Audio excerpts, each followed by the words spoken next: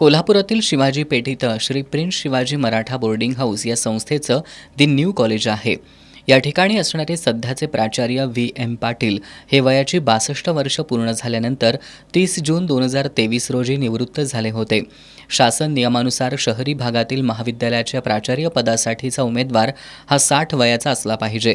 तरीही प्राचार्य पाटील यांनी 2 वर्ष नियमबाह्यरित्या कार्यरत राहून पुन्हा 3 वर्षांची नियमबाह्य मुदतवाढ प्रस्ताव सादर करून तो प्रस्ताव शिवाजी विद्यापीठाचे कुलगुरू, उच्च आणि तंत्रशिक्षण विभागाचे विभागीय सहसंचालक यांनी मंजूर केलाय असा आरोप पतित पावन संघटनेनं केलाय। या विरोधात संघटनेनं संबंधित विभाग आणि प्रशासनाकडे दाद मागितली होती, मात्र याबाबत टाळाटाळ करण्यात आली।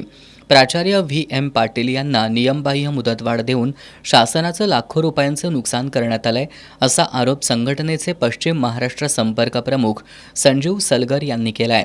पाटील यांना नियमबाह्य मुदतवाढ देऊन शासनाचं लाखो रुपयांचं नुकसान केल्याप्रकरणी श्री प्रिन्स शिवाजी मराठा बोर्डिंग हाऊसचे चेअरमन अध्यक्ष यांच्यासह प्राचार्य V.M. पाटील, तत्कालीन शिक्षण सहसंचालक, विद्यमान विभागीय सहसंचालक आणि शिवाजी विद्यापीठ प्रशासन यांची चौकशी करून त्यांच्यावर फौजदारी गुन्हे दाखल करावेत अशी मागणी संघटनेच्या वतीनं करण्यात आली आहे। तसंच शिवाजी विद्यापीठाच्या अंतर्गत सर्व महाविद्यालयांची चौकशी होऊन दोषींवर कारवाई करावी अशी मागणीही त्यांनी केली।